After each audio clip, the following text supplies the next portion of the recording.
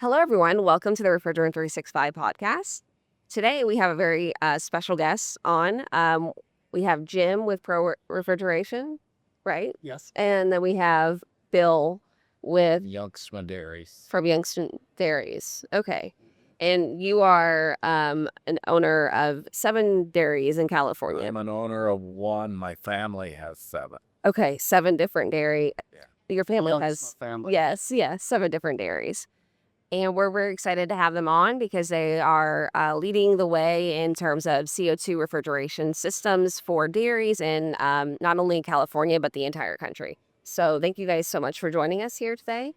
And I wanted you guys to talk a little bit about your presentation yesterday and day 1 of the ATMO Summit here in Atlanta. So I thought you guys could go into that. Sure. Yeah, the presentation featured the project where we replaced Bill Jongsma's synthetic-based chiller system. And it was a system that we had built the main chiller portion part and connected it to some water-cooled condensing units. And we replaced that with a CO2 charged chiller system. And the case study covered how he was able to increase his hot water capacity on the farm and reduce the amount of fossil fuel by 2/3 that he used on the farm for hot water.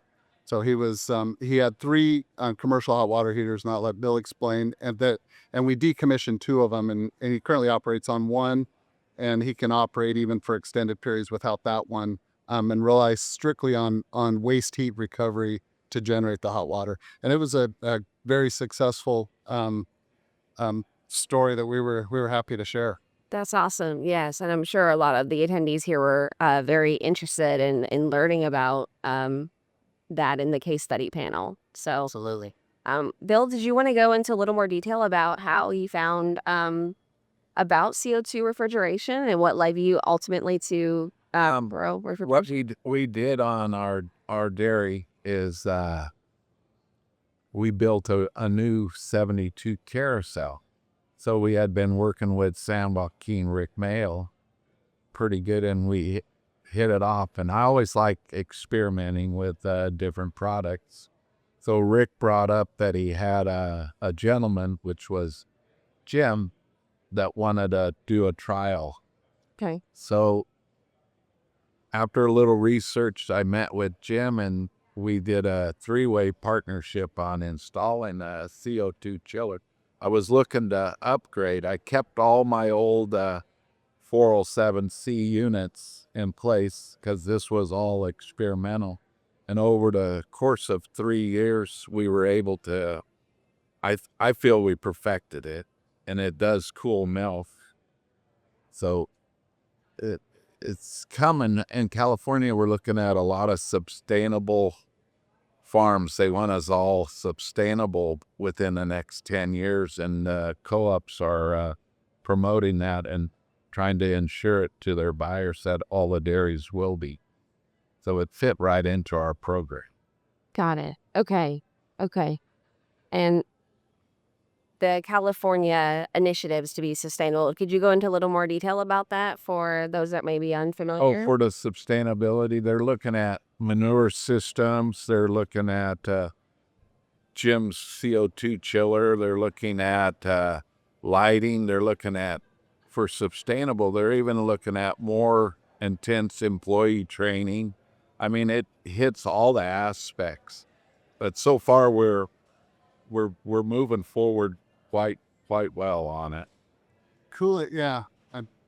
I think for sustainability, the cooling is often left out on dairy farms. It's not. When you see the new sustainability programs that are announced in agriculture, cooling is rarely one of the top 5 of the focus. It's crop management, it's manure separators, and methane collection devices. And so it's exciting to us. But like Bill said, the conversations that he's even having with California Dairy as co-op is we're educating them on the potential, just what CO2 can do on these farms. That's exciting. That's really exciting. And so, Bill, how did you end up meeting Jim and Pro, and how did that come about?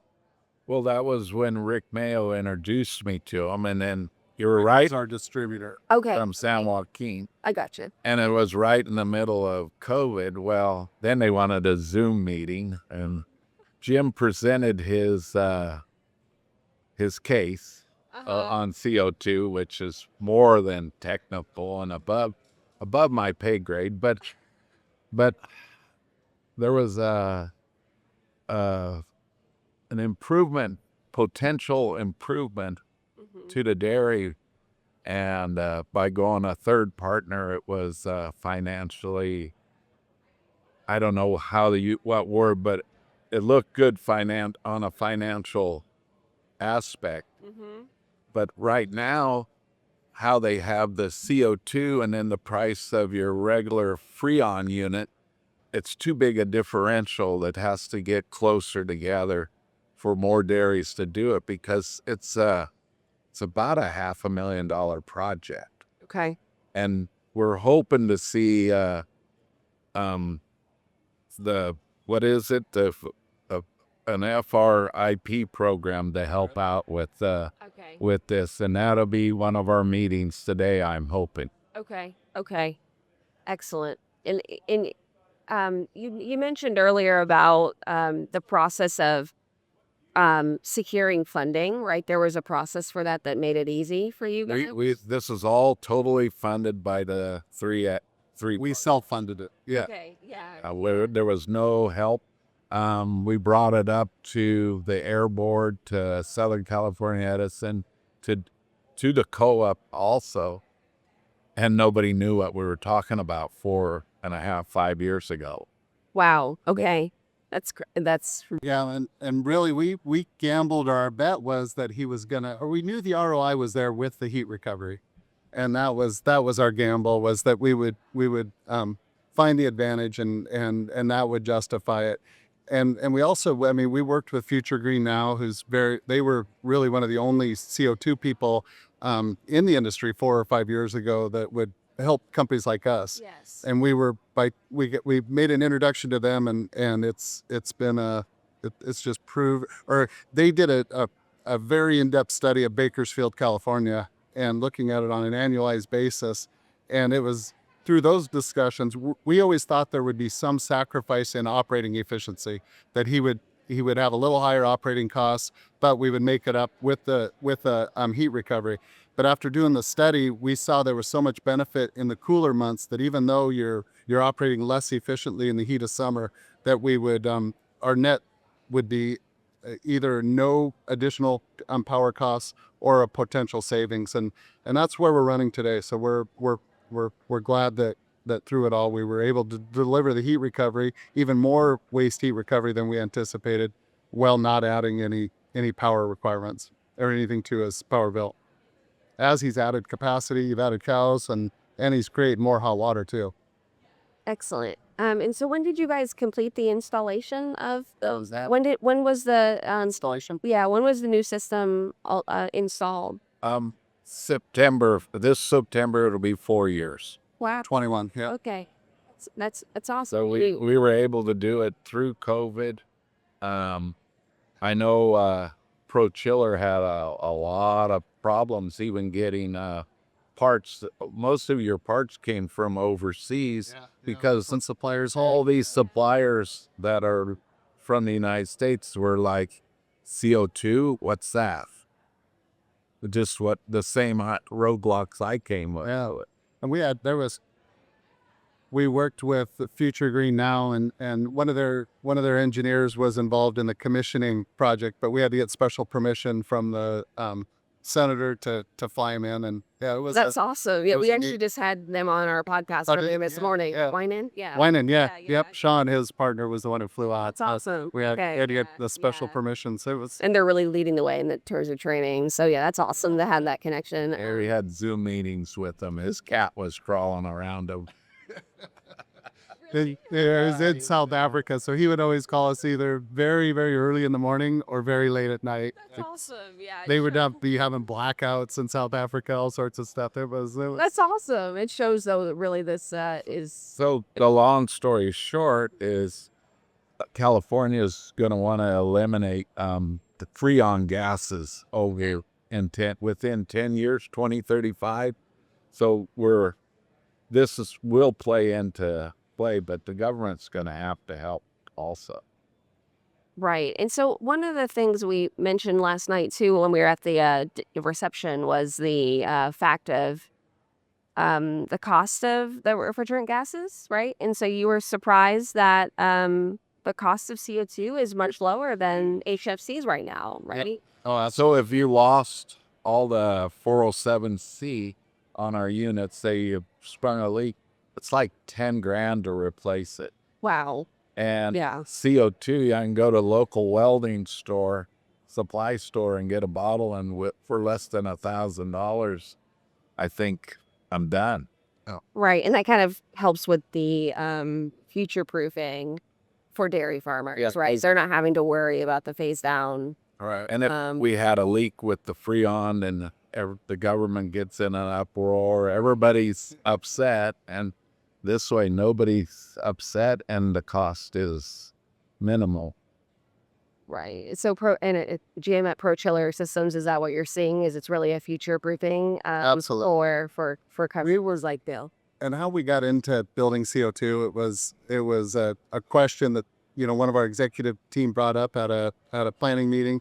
We quickly dismissed it. We said it's not feasible. We're not going to be able to do it. Then the question got re-asked by a customer, so all of a sudden it became more important. And then, so I mean, all our thing was we didn't want someone else to answer the question for us. We're dairy or cooling milk and cooling beer. Those are our two main industries. And if there's a better way, we wanted to find out. And we suspected that CO2 was a good option. And now we think it's the best option, at least for farms of Bill's size, which they're milking a lot of cows, 2,800 cows. And that's about an average size farm that's using CO2. We are expanding the product line. So I think that's going to open the CO2 option to, you know, 80% of our customers.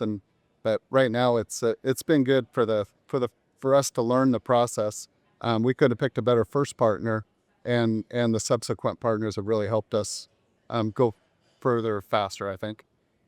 That's awesome. And so Bill, do you guys want to encourage other dairy farmers to opt for CO2? That's a hard question. Okay. It's a big cost, you know, if they're going to just go out and replace their units. But you have to ask the question correctly. You have to say, if they're building new and they're going to put in new equipment, should they put in CO2 versus the older Freon unit, synthetic? Yes. Okay. Just to go out and replace your synthetic because you want to, Right. that's it. That's up to a $500,000 cost. But if you're building a new carousel like we did, or you're getting more efficient, yes. Okay. That's a great way of expressing that. And I'm sure that you guys can You have to look at the money at the end of the day. Right. And I'm sure that you guys all cater to all of those needs and can help the customer ultimately decide the right decision. Absolutely. Right. Yep. So that makes a lot of sense. Well, thank you guys so much for joining us on the Refrigerant 365 podcast. And how could they keep up with more if they want to learn more about y'all's initiative? Where could they go? They can go to our website, prochiller.com. We have a Pro Green Solution Teams section of the website. It's on the top of the front page, so easy to find. We put all of our updates there on previous projects and on current projects and upcoming projects. Okay, guys, thank you so much for tuning in. Be sure to like and subscribe. Until next time, stay cool.